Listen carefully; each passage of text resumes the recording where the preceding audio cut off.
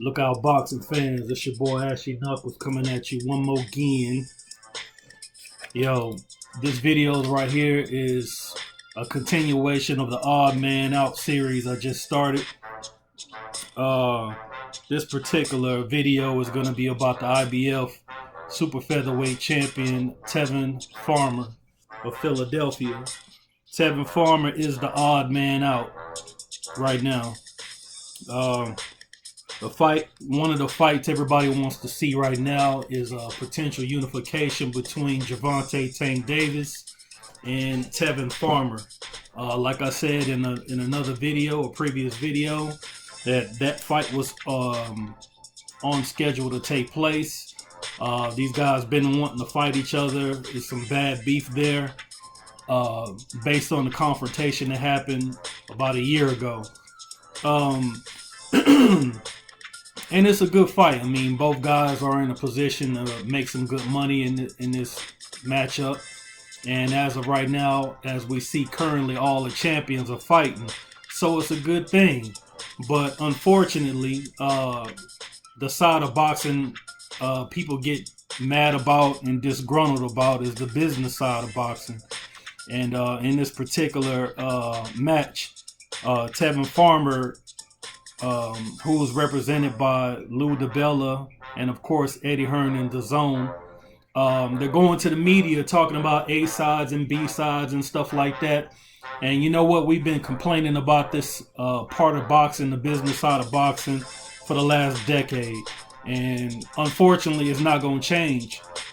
It's just the way it is, because most people can't get past the fact that in America is a place of commerce. It is a capitalist nation. Most people from all over the globe come here for one purpose only, and that's business. So at some point, you got to grasp that this is not the land of family values like they try to politicize. No, this is a place where business is conducted. This is a place where people come here and make vast amount of wealth and go back to wherever they're from. And the only people that can't grasp that concept, for the most part, are a lot of Americans. And it's no different in the sport of boxing. Yes, it's a sport, but it's a sport that is ruled by the dollar. And it's unfortunate. It's unfortunate for us boxing hardcore fans, but it is the way that it is. Now, like I said before, you see Eddie Hearn going to the media, talking about all these figures that he's proposing. And I've said on a previous video, if your pockets are that deep, why do you have to have Tank Davis's name on a promotion for your fighter, the fighter that you represent, to make seven-figure purses? How come he has not made seven-figure purses without Tank Davis, but you got the deep pockets? And the answer is pretty obvious to anybody who has a business sense. I don't expect everybody to get it because everybody don't have a degree in business, unfortunately. You know what I'm saying? But the market dictates who's able to call the shots at the negotiating table. The good thing about it is Tank Davis representation is willing to negotiate at the table. So I can see if they're the money guys and they just don't want to negotiate at all, Eddie Hearn. You know what I'm saying? But they came to the table. You know what I'm saying? They proposed an offer of $2 million when your guy made $80,000 when he won the world title. So $2 million represents the biggest purse he's ever got to date.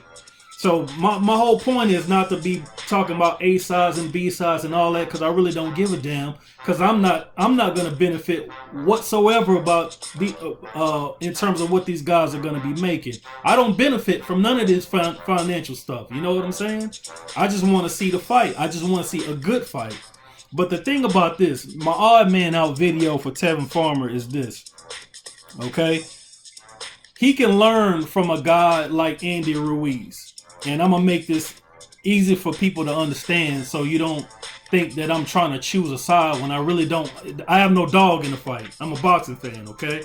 But Andy Ruiz was not even being thought of for Anthony Joshua to defend his title against, okay? Anthony Joshua was defending his title against Gerald Miller. Gerald Miller popped dirty.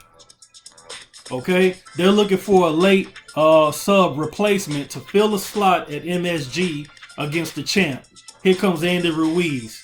Eddie Hearn proposes an amount to fight for the title. It was an amount that Andy Ruiz had not had before in his professional career, and he hopped on it. He hopped on it. He took the money. It was more money than he ever made. As you can see, he's living his best life. He blinging on these hoes. He got Bentleys. He got cars. You know what I'm saying? Based on him taking the damn offer. And he got in the ring and he whooped that ass. And now he's champion of the world. And now in the rematch, he stands to make even more money than he ever made. Because he took the offer. And that's what I gotta tell these damn fighters, man. This guy, Tevin Farmer, got on Twitter talking about he know his worth. What's your worth? What is your worth? You're not a ticket seller. You can't sell tickets in a big venue, even in your own hometown. Nobody's clamoring to see you fight. In your last fight, it was a venue about 5,000 people in the state of Texas, and you beat the guy you fought easily, and they booed you. And you were saying basically, fuck the fans. That's what you said on the mic in layman's terms. Oh, I don't care that they boo me. You know what I'm saying? So what is your worth, bro? What is your worth? When you say you know your worth, are you talking about from a personal standpoint? Because you can't be talking about from a business standpoint. Your personal feelings on how much your value is doesn't translate to dollars on the business side of the sport of boxing.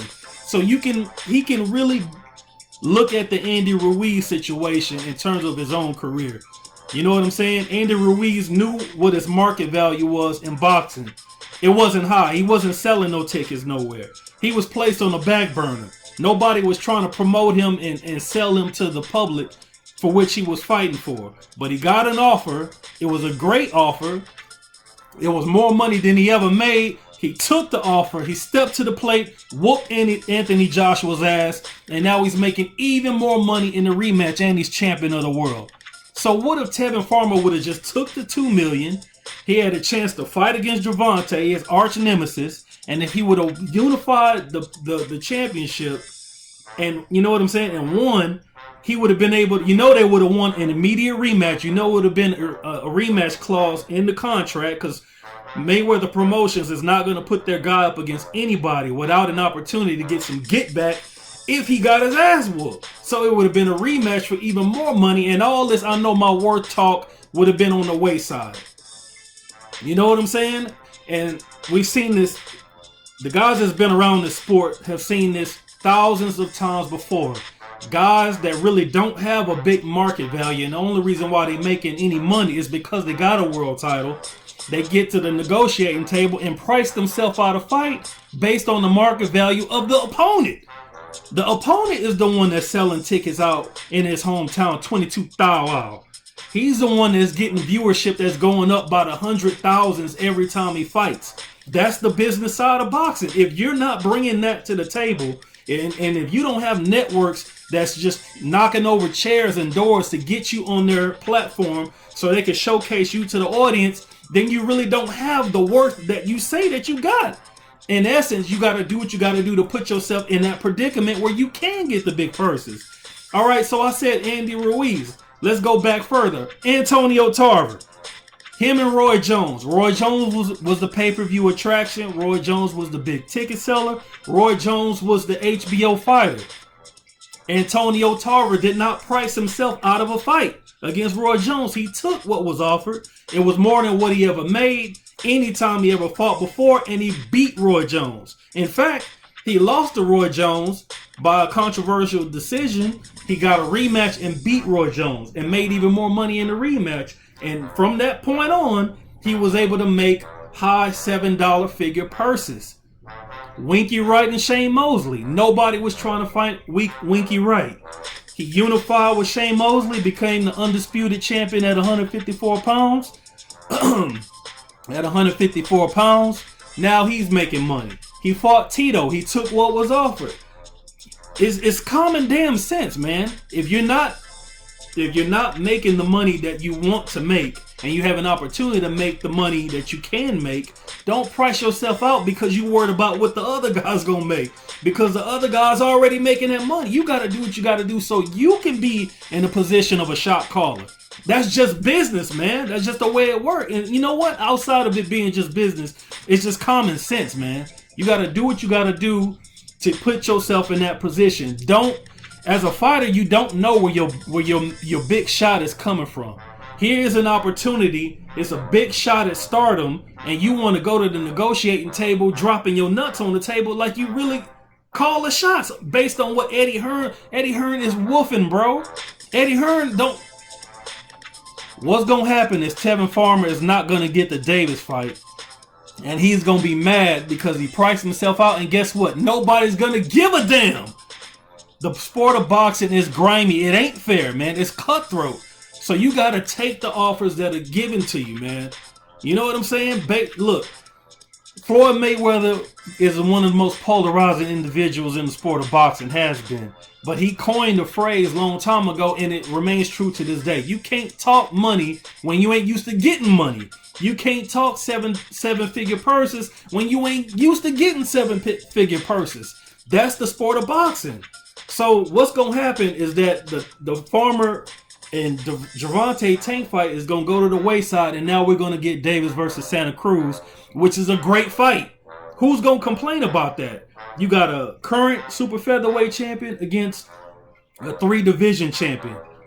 Nobody's going to complain about that fight. That's actually a fight that can actually go to pay-per-view, which is what they're trying to do with Gervonta Tank Davis anyway.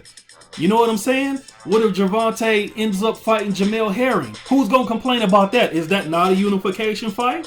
What about Gervonta Tank Davis against Miguel Burchelt? Is that not a unification fight? Aren't the champions still fighting? And who's the odd man out?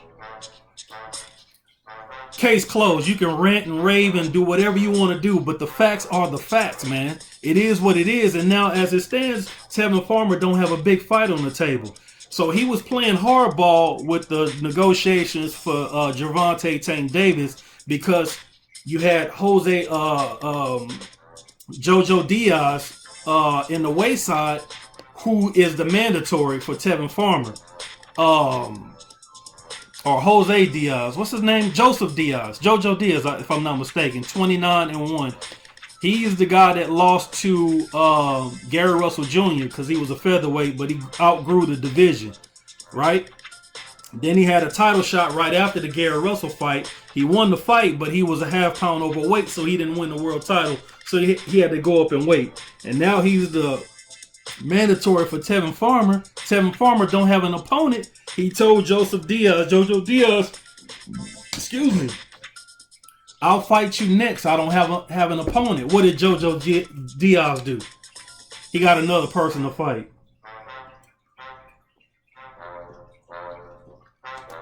He got another person to fight instead of Tevin Farmer. These guys got options, man. Jojo Diaz being, I believe he's promoted by Golden Boy. He got options, man. That was supposed to be a big fight for Tevin Farmer. You know what I'm saying? So who you gonna fight? You know your worth? If you are worth what you say you are worth, everybody will be trying to fight you because you would be the money guy in a division. It's just business, bro.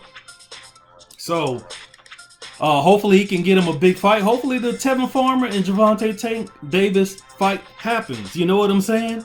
And you know what? I'm not about to sit here and be mad because the fight's not happening.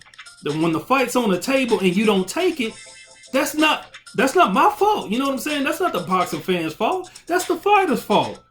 The fight is on the table and you don't take it. That's your fault. You know what I'm talking about? Because you're sitting here talking about, he was on Max Kellerman's show talking about he wants to be undisputed and he can't be undisputed because of the politics of boxing. Politics of boxing is not keeping Tevin Farmer from being undisputed. The fight was on the table for a 7-figure purse, which you ain't never made, and you turned it down because you listening to the wrong damn people, man. And that's just facts. That's just facts. You know what I'm saying? There was an opportunity for you to take another step forward towards being undisputed, and now that opportunity is off the table. You know what I'm talking about? So, I'm not trying to hear it, man. Tevin Farmer, you the odd man out. Hopefully, you can get a fight with the homie O'Shaquie Foster, or you got Scott Quigg or still in that weight. You got Burchelt that's there. You got Sosa, who just had a good fight.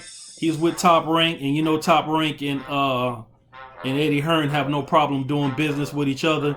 There are fights available for Tevin Farmer, but unfortunately, it don't look like he's gonna get the big fight with Tank Davis, which was on the table. But you're trying to play hardball when you got nothing. You have nothing that gives credence to what you're saying. It's not like the Wilder versus Joshua ordeal. Joshua asked for $50 million. Wilder said, "You got it." Shelly Finkel and Al Heyman sent the term sheet to Eddie Hearn, and Eddie Hearn just woofed and woofed and woofed because they really didn't want the fight. You asked for the $50 million. They sent the term sheet. You turned it down. It's over with. You know what I'm talking about? Because at first, if you check my video log, I was with Joshua at first. Not saying I was rooting for him, but I was saying it's the same shit. You can't talk big figure purses when you ain't making the bigger figure purses. At that time, Joshua was seeing 20 million.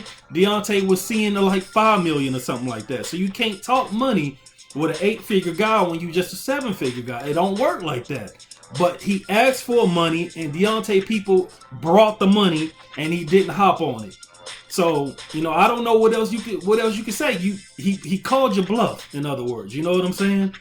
It is what it is. You know what I'm saying? It is what it is. And on top of that, he ended up making an 8-figure purse when he fought Tyson Fury. So you know what I'm saying? It's not like that. Deontay Wilder had options. Tevin Farmer, you don't got those options, man. You don't have those options. You got the zone, but you fighting in front of 5,000 people. You know what I'm saying? You can't go to your hometown and sell out a stadium. You know what I'm saying? And if you can, do it, and now you got something to bring to the table.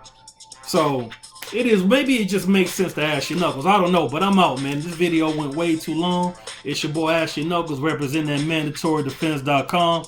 I appreciate y'all for tapping in with your boy. Man, I'm out this thing, bro. If you like the content that you heard in the video, subscribe to the channel, hit the like button and the bell icon so you can receive notifications whenever there's a new video or whenever Ashley Knuckles decides to go live. Also, go by MandatoryDefense.com where the ring sorts out the facts for the latest news and updates and views in the sport of boxing. Also, go by Facebook.com/Come Out Fighting and like the page. You can also catch up with your boy Ashley Knuckles on Twitter at A Puncher's Chance. And if you want to donate to the channel and to the website and in general to the cause, look in the description box below. You can catch me at PayPal me at Ashley Knuckles Boxing. That's all I got for you. I appreciate y'all for stopping in. It's your boy Ashley Knuckles, and that's all I got for you. Peace.